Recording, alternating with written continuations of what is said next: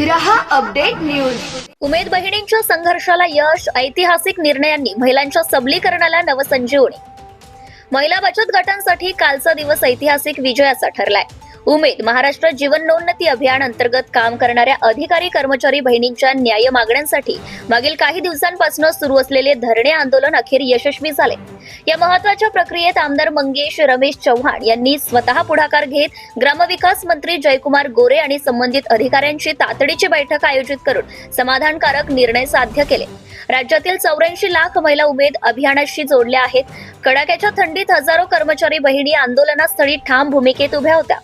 स्वतः आंदोलनास्थळी जाऊन त्यांच्या भावना, अपेक्षा व समस्यांना ऐकून घेत आमदार चव्हाण यांनी त्यांना स्पष्ट पाठिंबा दर्शवला।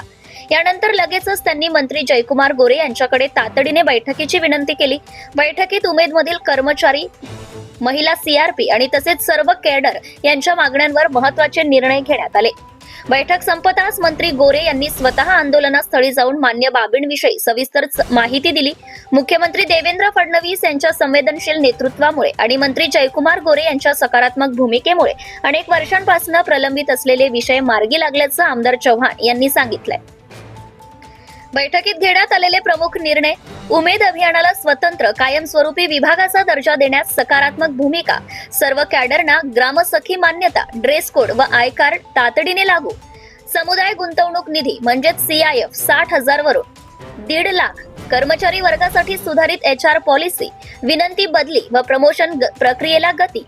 बिहार, झारखंड याच्या धर्तीवर उमेद अभियानाच्या पुनर्रचनेचा प्रस्ताव, पुढील 2 महिन्यात अंतिम निर्णय जाहीर करण्याची घोषणा। जयकुमार गोरे ग्रामीण विकास, महिला सबलीकरण आणि हजारो कुटुंबांच्या आर्थिक सक्षमीकरणासाठी हा दिवस अत्यंत महत्त्वाचा असल्याचं आमदार चव्हाण यांनी यावेळी सांगितलंय। उमेद बहिणींच्या एकजुटीचा, कष्टांचा आणि धैर्याचा हा विजय असल्याचं सांगत त्यांनी मुख्यमंत्री देवेंद्र फडणवीस, ग्रामविकास मंत्री जयकुमार गोरे आणि महायुती सरकारचे आभार मानले। ग्रामीण भागातील महिलांच्या सक्षमीकरणासाठी माझा लढा सुरू राहील असं आमदार मंगेश चव्हाण यांनी यावेळी सांगितलंय। Bureau report Murad Patel. Subscribe now and press the bell icon. Never miss an update.